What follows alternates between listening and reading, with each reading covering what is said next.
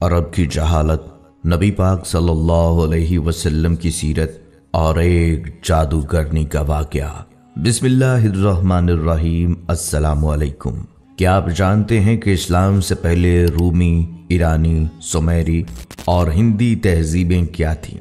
क्या आप नबी पाक सल्लल्लाहु अलैहि वसल्लम और जादूगरनी के वाक़ये के बारे में जानते हैं? क्या आप जानते हैं कि आप सल्लल्लाहु अलैहि वसल्लम की वफ़ात को शहादत क्यों कहा गया? ये सब कुछ आपको आज की वीडियो में बताया जाएगा। उम्मीद है ये वीडियो आपको पसंद आएगी, लिहाजा आपसे गुजारिश है इस पाक और ख़ूबसूरत वीडियो को आखिर तक ज़रूर देखिएगा। नाजरीन, ये अरब की सरजमीन की कहानी है जिसकी ना कोई तहजीब थी ना तमद्दन था, बल्कि यह खित्ता पूरी दुनिया से अलग थलग हो चुका था। दावत इलाही अंबिया अलैहिस्सलाम का अव्वलीन फरीज़ा है और अल्लाह ताला अंबिया अलैहिस्सलाम को दुनिया में तौहीद खालिस के क़याम के लिए माबूस करता है।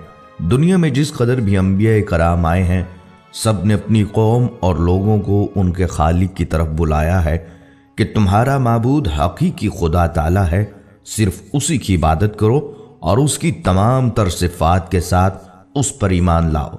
आप सल्लल्लाहु अलैहि वसल्लम का दुनिया में आना और ख़ास तौर पर अरब की सरजमीन पर आना जैसे रोशनियों की नवीद थी। जो इनक़लाब अज़ीम आप सल्लल्लाहु अलैहि वसल्लम ने दुनिया में बर्पा किया, वो इससे कबल ना कभी किसी आँख ने देखा और ना कभी किसी कान ने सुना। कहानी शुरू होती है जब सरजमीन अरब में हर तरफ जुल्म और सितम, जबर व तशद्दुद और वहशत व बरपरियत ने डेरे डाल रखे थे। कुफ्र और जुल्म और जहालत की तारीकी ने आलम इंसानियत को चारों तरफ से घेर रखा था। अरब की हालत दुनिया के दूसरे खित्तों से ज्यादा दगरगूं थी। जहालत और नफ्स परस्ती की वजह से उनकी अखलाकी हालत इंतहाई खराब थी। शराब नौशी, औरतों का उरियां रक्स, लड़कियों को जिंदा दफन कर देना, लातादाद बीवियां रखना और वालिद के मरने के बाद दीगर चीज़ों के साथ साथ अपनी माओं को भी आपस में बांट लेना और बीवियां बना कर रखना या फरोख्त कर देना आम था। बाज़ कबीलों का पेशा ही चोरी, लूट मार और कत्लो गारत गर्दी था। जो औरत बेवा हो जाती उसे 1 साल की इद्दत गुजारना पड़ती और उसे निहायत मनहूस समझा जाता। 1 साल तक उसे गुस्ल और मुंह हाथ धोने के लिए पानी तक न दिया जाता, न पहनने के लिए लिबास फराहम किया जाता। जैसे कि हदीस पाक में है, जब किसी औरत का खामिद मर जाता तो उसको एक कोठड़ी में दाखिल कर दिया जाता। वो खराब कपड़े पहन लेती और खुशबू को हाथ ना लगाती, यहाँ तक कि 1 साल गुजर जाता। लोग बच्चियों को जिंदा दरगोर कर देते थे।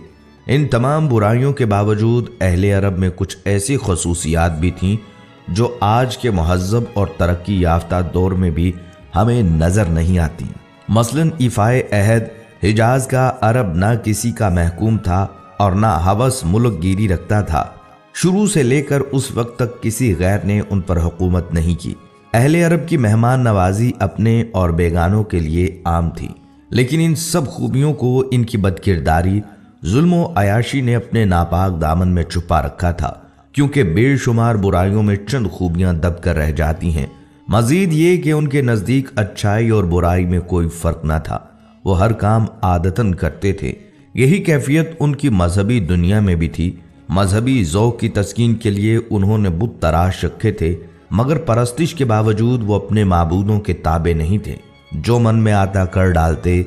नस्ली तफाखर अपनी आखिरी हदों को छू रहा था। वो हर गैर अरब को गूंगा कहा करते थे। अलगर्ज इंसानियत, आमरियत और शहनशाहियत के जुल्म का शिकार थी। शर्फ़े इंसानी की हर कदर पामाल हो चुकी थी। अरब ही नहीं, पूरी दुनिया जुल्म और जबर का मंजर पेश कर रही थी। इंसानी हुकूक का हर तसव्वुर हुक्मरानों की अना की गर्द में गुम हो चुका था। क़बल अज़ बेसत मुहम्मदी सल्लल्लाहु अलैहि वसल्लम रोम और ईरान अपने वक्त की आलमी ताकत की हैसियत रखते थे। अपने वक्त की ये सुपर पावर्स तहजीब नस्ल इंसानी के इर्तका की बजाय छोटे और कमज़ोर ममालिक पर ग़ुलामी की स्याह रात मुसल्लत करके एक गैर फितरी एहसास बरतरी के लाइलाज मर्ज में मुब्तला थीं। तबक़ाती कशमकश तमाम कबाहतों के साथ इब्न आदम का मुक़द्दर बनी हुई थी। समाजी बुराइयों का चुंगल ज़हन इंसानी तक मोहित हो चुका था। चौथी सदी ईस्वी में नसरानी हजरत ईसा अलैहिस्सलाम की तालीमात से बहुत दूर हो चुके थे। यूनानी खराफात से लेकर रोमी बुत परस्ती तक हर बुराई को ईसाई दुनिया ने अपने गले से लगा रखा था। ईसाई मजहब चंद बेजान अकायद और बेकैफ मरासम तक महदूद होकर रह गया था। रोम की मशरकी रियासत में इज्तमाई बदनज़मी अपनी इंतहा को पहुंच चुकी थी। मजबूर और बेबस अवाम के सब्र का पैमाना लबरेज हो चुका था और बड़े पैमाने पर फसादात शुरू हो चुके थे। नाज़रीन, इस्लाम एक मुकम्मल दीन और तरीक़ा ज़िंदगी है। इसका पेश करदा निज़ाम फ़िक्र व अमल हर दौर के इंसान की इनफरादी और इज्तमाई ज़िंदगी के हर पहलू के लिए काबिल अमल है। इस्लाम का पैरोकार इस बात का पाबंद है कि अपनी ख्वाहिशात को अल्लाह के दीन के ताबे कर दे और किसी भी ख्वाहिश की तकमील और तस्कीन के लिए सिर्फ वही रास्ता और तरीक़ेकार अपनाए जिसका तयन दीन में किया गया है। अल्लाह ताला का इरशाद है, ऐ लोगो जो ईमान लाए हो, दायरा इस्लाम में पूरे के पूरे दाखिल हो जाओ। और रसूलुल्लाह सल्लल्लाहु अलैहि वसल्लम ने फरमाया, तुम में से कोई भी उस वक्त तक मोमिन नहीं हो सकता जब तक उसकी ख्वाहिश मेरी लाई हुई तालीमात के ताबे न हो जाएं। आप सल्लल्लाहु अलैहि वसल्लम की ज़िंदगी में हर शोबे से वाबस्ता अफराद के लिए रहनुमाई है। आप सल्लल्लाहु अलैहि वसल्लम दाई थे और मुरब्बी भी, काजी भी थे और जाहिद भी, सियासतदान भी थे और हुक्मरान भी, सिपाही थे और रहनुमा भी, बाप भी थे और शोहर भी थे। लिहाजा अगर आप दाई हैं तो सीरत नबी सल्लल्लाहु अलैहि वसल्लम के मुतालिया से दावत के कई उसलूब मिलेंगे। मालूम होगा कि कलमा तौहीद की सरबुलंदी की खातिर तकलीफ और आजमाइश के मौके पर एक दाई का सही किरदार क्या होना चाहिए। अगर आप ख़ानदान, कबीले या फ़ौज की क़यादत कर रहे हैं या ज़माम हुकूमत संभाले हुए हैं तो मुतालिया सीरत से एक मजबूत निज़ाम और मुस्तहकम असलूब मिलेगा। रसूलुल्लाह सल्लल्लाहु अलैहि वसल्लम ने अपनी उम्र के 15वें साल में ही अमन के एक मुआहदे में शिरकत की। अमीर, गरीब, सरदार और ग़ुलाम के लिए एक ही कानून वज़ा किया। रफ़ाही खिदमात में पेश रहे एक मुकम्मल मुआशी निज़ाम पेश किया जिसके मुताबिक तिजारत करके मुसलमानों ने ज़माम तिजारत, जिस पे बहुत अरसे से यहूदी काबिज थे, अपने हाथ में ले ली। मुख्तसर ये कि रसूलुल्लाह सल्लल्लाहु अलैहि वसल्लम की कोशिशों के नतीजे में जज़ीरतुल अरब, जो गोया एक मैदान जंग था, अमन का गहवारा बन गया। जहां भाई भाई का दुश्मन था वहां पूरा मुआशरा बाहम शिरो शुक्र हो गया। मुआशरे में ये तब्दीलियां कैसे आई, ये जानने के लिए भी मुतालिया सीरत इंतहाई ज़रूरत है। आप सल्लल्लाहु अलैहि वसल्लम की उम्र मुबारक के 20वें साल का एक वाक़या है। अरबों की सारी खराबियों के बावजूद उनके अंदर अभी तक इखलाक हुस्ना की बाज़ बाक़ियात मौजूद थीं। जुल्म के खिलाफ कभी कभार उनकी रगे हमियत जाग उठती थी और वो जालिम से मजलूम का हक दिलाने के लिए सीना सपर हो जाया करते थे। कबीला बनु जुबैद का एक शख्स कुछ माले तिजारत लेकर मक्का आया। उसकी बेटी भी उसके साथ थी। उस ताजर से उसका सामान मक्का के मशहूर और मालदार सरदार आस बिन वाइल ने खरीद लिया, लेकिन उसने सीना जोरी करते हुए उस जुबैदी ताजर की बेटी को भी अपने कब्जे में ले लिया। वो अजनबी शख्स खाना काबा में आया और खाना काबा का गुलाफ पकड़कर बुलंद आवाज से रोते पीटते हुए फरियाद करने लगा, ऐ शहर मक्का के शुरफा, तुम्हारे बासर आदमी आस बिन वाइल ने मुझसे जबरदस्ती मेरी बेटी छीन ली है।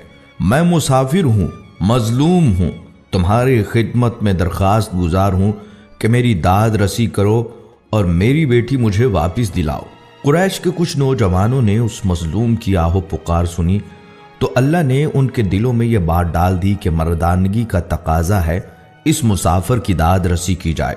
जब तारीख में हम इस वाक़े का मुतालिया करते हैं तो दिल में ये बात उठती है कि अल्लाह ताला ने अपने घर के अंदर एक मजलूम की दाद रसी को शर्फ कबूलियत बख्शते हुए उन लोगों के दिलों में खैर की जानिब आमादा कर दिए। गुमान गालिब ये है कि ये लोग दर्जन भर के लगभग होंगे। नबी सल्लल्लाहु अलैहि वसल्लम इनमें पेश थे।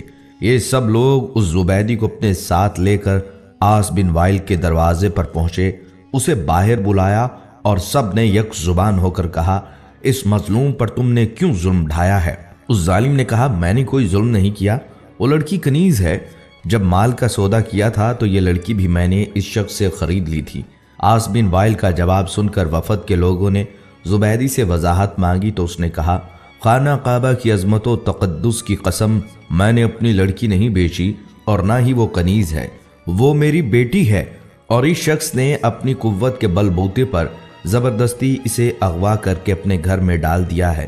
اس پر وفد کے لوگوں نے سختی کے ساتھ عاص بن وائل سے بات کی تو اس بدبخت نے اپنے جرم کا اعتراف کر لیا اور زبیدی کی لڑکی اسے واپس دینا پڑی۔ لڑکی واپس کرنے کے وقت بدبخت عاص نے ارکان وفد سے کہا کہ میں کل صبح لڑکی واپس کروں گا، ایک رات مجھے اس کے ساتھ گزار لینے دو۔ وفد کے تمام غیرت مند ارکان نے اسے سختی کے ساتھ اس بد ارادی پر شرم دلائی اور کہا یہ ہرگز ممکن نہیں، چنانچہ اسے اپنے شیطانی ارادے پر عمل کا موقع نہ ملا۔ زبیدی کی بیٹی اسے واپس دلائی گئی۔ اب اس نے اپنی بیٹی کو ساتھ لیا اور اپنے علاقے کی طرف روانہ ہو گیا۔ ناظرین، اللہ سبحانہ تعالیٰ نے نبی صلی اللہ علیہ وسلم کو 40 سال کی عمر میں نبوت رسالت سے سرفراز فرمایا۔ نبوت سے نوازے جانے کے بعد آپ صلی اللہ علیہ وسلم 13 سال تک مکہ مکرمہ میں رہے۔ یہ زمانہ آپ صلی اللہ علیہ وسلم کی مکی زندگی کہلاتا ہے۔ آپ صلی اللہ علیہ وسلم نے مکی زندگی میں 3 سال تک خفیہ طور پر اپنے قریبی لوگوں کے سامنے اسلام پیش کیا۔ پھر آپ صلی اللہ علیہ وسلم نے 10 سال تک کھلم کھلا اشاعت اسلام کا کام کیا۔ اس کے بعد آپ صلی اللہ علیہ وسلم یثرب ہجرت کر گئے۔ اشاعت اسلام کی وجہ سے کفار مکہ آپ صلی اللہ علیہ وسلم کے جانی دشمن ہو گئے۔ جب تک نبی صلی اللہ علیہ وسلم نے اپنی نبوت اور رسالت کا اعلان نہیں کیا تھا، اس وقت تک آپ صلی اللہ علیہ وسلم مکہ میں ایک عقل مند اور دانشور، صادق اور امین اور اچھے انسان سے جانے جاتے تھے۔ جب آپ صلی اللہ علیہ وسلم نے اپنی نبوت کا اعلان کیا تو لوگوں نے آپ صلی اللہ علیہ وسلم کو جادوگر اور کاہن و ساحر جیسے معیوب لقب سے مشہور کرنے کی کوشش کی تاکہ لوگ آپ صلی اللہ علیہ وسلم کے قریب نہ آئیں اور نہ آپ صلی اللہ علیہ وسلم کی باتیں سنیں۔ طارق بن عبداللہ المحاربی رضی اللہ تعالیٰ عنہ فرماتے ہیں، میں نے اللہ کے رسول صلی اللہ علیہ وسلم کو بازار ذی المجاز میں دیکھا جبکہ میں خرید و فروخت میں مشغول تھا۔ آپ صلی اللہ علیہ وسلم سرخ جبہ زیب تن کیے ہوئے تھے اور بلند آواز سے یہ فرماتے جاتے تھے، اے لوگو لا الہ الا اللہ کہو فلاح پاؤ گے۔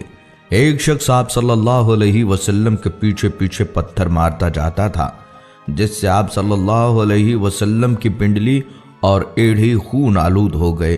وہ شخص ساتھ ساتھ یہ بھی کہتا جاتا تھا، اے لوگو اس کی بات نہ سننا، یہ جھوٹا ہے۔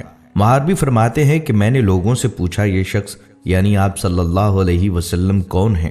لوگوں نے جواب دیا یہ لڑکا بنی عبد المطلب سے ہے۔ پھر میں نے پوچھا یہ شخص کون ہے جو اس کا پیچھا کر رہا ہے اور پتھر مار رہا ہے؟ لوگوں نے جواب دیا یہ آپ صلی اللہ علیہ وسلم کا چچا عبدالعزیٰ یعنی ابو لہب ہے۔ بازار ذی المجاز میں آپ صلی اللہ علیہ وسلم پر ابو جہل کا مٹی پھینکنا۔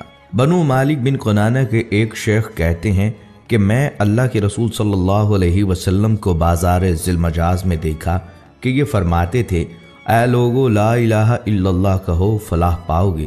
راوی فرماتے ہیں کہ ابو جہل آپ صلی اللہ علیہ وسلم پر مٹی پھینکتا تھا اور یہ کہتا تھا، اے لوگو خیال رکھنا یہ شخص تم کو تمہارے دین کے حوالے سے دھوکہ نہ دے دے، کیونکہ اس کا ارادہ ہے کہ تم لات و عزا کو چھوڑ دو، جبکہ رسول اللہ صلی اللہ علیہ وسلم اس کی طرف ذرہ برابر بھی التفات نہیں فرماتے تھے۔ ایک دفعہ نبی کریم صلی اللہ علیہ وسلم کعبہ شریف کے پاس نماز ادا کر رہے تھے۔ ابو جہل اور اس کے ساتھی وہاں بیٹھے تھے۔ ان میں سے بعض نے بعض سے کہا، تم میں سے کون ہے جو فلاں قبیلے کی اونٹنی کی اوجڑی لائے اور محمد صلی اللہ علیہ وسلم سجدے میں جائیں تو اسے ان کی پشت پر رکھ دے۔ عقبہ بن ابی معیط جو نہایت بدبخت، شقی القلب اور ملعون تھا، وہ وہاں سے اٹھا اور اوجڑی لے کر آیا۔ پھر وہ آپ صلی اللہ علیہ وسلم کے سجدے کا انتظار کرنے لگا۔ جب آپ صلی اللہ علیہ وسلم نے سجدہ کے لیے اپنے چہرہ مبارک کو زمیں بوس کیا تو اس نالائق نے اس اوجڑی کو آپ صلی اللہ علیہ وسلم کی پیٹھ پر کندھوں کے درمیان رکھ دیا۔ آپ صلی اللہ علیہ وسلم اس کے بوجھ کی وجہ سے اٹھ نہیں پا رہے تھے، سجدے کی ہی حالت میں پریشان تھے۔ دوسری طرف ابو جہل اور اس کے بے غیرت ساتھی سب کے سب ہنسنے اور ٹھاٹھے مارنے میں مصروف تھے۔ حضرت عبداللہ بن مسعود رضی اللہ تعالیٰ عنہ یہ سب کچھ دیکھ رہے تھے، مگر اپنی کمزوری اور ظالموں کے خوف سے رسول خدا صلی اللہ علیہ وسلم کا دفاع کرنے سے عاجز تھے۔ پھر آپ صلی اللہ علیہ وسلم کی لخت جگر حضرت فاطمہ رضی اللہ تعالیٰ عنہ آئیں اور اوجڑی کو آپ صلی اللہ علیہ وسلم کی پشت مبارک سے ہٹایا۔ حضرت عروہ بن زبیر رحمۃ اللہ علیہ نے عبداللہ بن عمر بن عاص رضی اللہ تعالیٰ عنہ سے پوچھا، مجھے اس سخت تکلیف سے باخبر کیجئے جس سے مشرکین نے آپ صلی اللہ علیہ وسلم کو دوچار کیا۔ انہوں نے فرمایا، ایک بار نبی صلی اللہ علیہ وسلم حتیم میں نماز ادا کر رہے تھے، اچانک عقبہ بن ابی معیط آیا اور آپ صلی اللہ علیہ وسلم کی گردن میں اپنا کپڑا ڈال دیا۔ پھر اس نے سخت طریقے سے آپ صلی اللہ علیہ وسلم کا گلا گھونٹا۔ پھر ابو بکر رضی اللہ تعالیٰ عنہ آئے اور انہوں نے عقبہ کا مونڈھا پکڑا اور اس کو نبی صلی اللہ علیہ وسلم سے ہٹایا اور فرمایا، کیا تم مار ڈالو گے اس شخص کو اس وجہ سے کہ وہ کہتا ہے کہ میرا رب اللہ ہے؟ اپنی زندگی میں رسول اللہ صلی اللہ علیہ وسلم اور ان کے ساتھیوں کو ان کے عقائد کی وجہ سے ستایا گیا، ان کا بائیکاٹ کیا گیا، یہاں تک کہ آپ پر براہ راست حملے بھی کیے گئے۔ ان چیلنجز کے باوجود رسول اللہ صلی اللہ علیہ وسلم امن اور سماجی انصاف کا پیغام پھیلانے کے عزم سے کبھی پیچھے نہیں ہٹے۔ انہوں نے اپنی اہلیہ اور قریبی ساتھیوں کی وفات سمیت کئی غم اٹھائے، یہاں تک کہ اپنے پیروکاروں کے ساتھ مل کر مساوات، انصاف اور بھائی چارے کے اصولوں پر مبنی ایک نیا معاشرہ قائم کرنے میں کامیاب ہو گئے۔ ناظرین، ایک یہودی جس کا نام لبید بن عاصم یہودی تھا، اس نے حضور اقدس صلی اللہ علیہ وسلم پر جادو کر دیا۔ بعض روایات میں آتا ہے لبید بن عاصم یہودی جس نے نبی صلی اللہ علیہ وسلم پر جادو کیا تھا، اس نے اپنی لڑکیوں کو جادو سکھایا تھا اور ان لڑکیوں نے تانت کے دھاگے کو لے کر اس میں گرہیں باندھی تھیں اور اس تانت کے دھاگے کو کنگھے کے اندر لگا دیا تھا۔ اس جادو کی وجہ سے نبی صلی اللہ علیہ وسلم کی طبیعت کچھ ناساز ہو گئی، اور ناساز اس طرح ہوئی کہ بعض اوقات وحی کے علاوہ دیگر امور میں آپ صلی اللہ علیہ وسلم ایک کام کر لیتے مگر خیال ہوتا تھا کہ نہیں کیا۔ ایک دن آپ صلی اللہ علیہ وسلم نے حضرت عائشہ صدیقہ رضی اللہ تعالیٰ عنہا سے فرمایا کہ مجھے جو تکلیف چل رہی ہے اس کے بارے میں اللہ تبارک و تعالیٰ نے مجھے خواب میں اس کا اصل سبب بتا دیا ہے۔ میں نے خواب دیکھا ہے کہ دو فرشتے آئے اور آ کر میرے پاس بیٹھ گئے اور انہوں نے آپس میں گفتگو شروع کی کہ ان صاحب کو کیا ہوا، ان کو کیا تکلیف ہے۔ دوسرے فرشتے نے جواب دیا کہ ان پر کسی نے جادو کر دیا ہے۔ پہلے فرشتے نے پوچھا کس نے جادو کیا ہے؟ دوسرے نے جواب دیا لبید بن عاصم کے نام سے ایک یہودی ہے، اس نے جادو کیا ہے۔ پھر پہلے نے سوال کیا کہ کس چیز میں جادو کیا ہے اور کہاں کیا ہے؟ دوسرے فرشتے نے جواب دیا کنگھے کے ذریعے جادو کیا ہے اور کنگھے کے اندر جو بال آ جاتے ہیں کنگھا کرتے وقت ان بالوں کو بھی استعمال کیا ہے۔ پوچھا کہ کہاں ہے؟ جواب دیا وہ ایک کنواں ہے، وہاں پر اس نے جادو کے کلمات پڑھ پڑھ کر وہاں دفن کیے ہیں۔ یہ ساری تفصیل نبی صلی اللہ علیہ وسلم کو فرشتوں کے ذریعے بتا دی گئی۔ حضرت عائشہ رضی اللہ تعالیٰ عنہا سے آپ صلی اللہ علیہ وسلم نے فرمایا کہ اللہ تعالیٰ نے میری اس تکلیف کے بارے میں مجھے ساری تفصیلات بتا دی ہیں۔ چنانچہ نبی صلی اللہ علیہ وسلم خود اس کنویں کے پاس تشریف لے گئے اور وہاں جا کر دیکھا اس کا پانی بالکل پیلا پڑا ہوا تھا۔ وہاں سے وہ کنگھا بھی برآمد ہو گیا، کنگھے کے اندر جو بال تھے وہ بھی برآمد ہو گئے۔ مدینہ منورہ میں ایک یہودی عورت تھی، اس کا نام لبیطۃ الحمرا تھا۔ وہ ایک بہت ہی خبیث اور بدذات عورت تھی اور وہ حضور صلی اللہ علیہ وسلم سے بہت زیادہ جلتی تھی۔ وہ چاہتی تھی کہ نعوذ باللہ آپ صلی اللہ علیہ وسلم اس دنیا سے رخصت ہو جائیں۔ ایک دن اس عورت نے ایک جادوگر کے پاس جا کر کہا وہ حضور صلی اللہ علیہ وسلم پر ایسا جادو کریں کہ بیمار ہو جائیں۔ جادوگر نے اس خبیث عورت کو ایک تعویذ دیا اور اسے حکم دیا کہ وہ اس تعویذ کو حضور صلی اللہ علیہ وسلم کے گھر میں کسی جگہ چھپا دے۔ جادوگر کی بات پر عمل کرتے ہوئے اس عورت نے وہ تعویذ آپ صلی اللہ علیہ وسلم کے گھر میں کسی جگہ چھپا دیا۔ تعویذ کے اثر سے آپ صلی اللہ علیہ وسلم کی طبیعت ناساز ہو گئی۔ صحابہ کرام اس بات سے بہت پریشان تھے۔ انہوں نے آپ صلی اللہ علیہ وسلم کی صحت کے لیے دعائیں کی، لیکن حضور صلی اللہ علیہ وسلم کی طبیعت بہتر نہیں ہو رہی تھی۔ ایک دن حضور صلی اللہ علیہ وسلم کے صحابی حضرت زید بن حارثہ رضی اللہ تعالیٰ عنہ کو ایک خواب آیا۔ خواب میں اللہ تعالیٰ نے انہیں بتایا کہ آپ صلی اللہ علیہ وسلم پر جادو کیا گیا ہے۔ حضرت زید بن حارثہ رضی اللہ تعالیٰ عنہ نے آپ صلی اللہ علیہ وسلم کو خواب کے بارے میں بتایا۔ آپ صلی اللہ علیہ وسلم نے حضرت زید بن حارثہ رضی اللہ تعالیٰ عنہ کو حکم دیا کہ وہ تعویذ تلاش کریں۔ حضرت زید بن حارثہ رضی اللہ تعالیٰ عنہ نے حضور صلی اللہ علیہ وسلم کے گھر کو تلاش کیا اور آخرکار انہوں نے تعویذ کو ایک کنویں میں پایا۔ تعویذ پھینکنے کے بعد آپ صلی اللہ علیہ وسلم کی صحت بہتر ہو گئی۔ جادوگرنی کو معلوم ہوا کہ آپ صلی اللہ علیہ وسلم کی صحت ٹھیک ہو گئی۔ اس نے آپ صلی اللہ علیہ وسلم سے معافی مانگی۔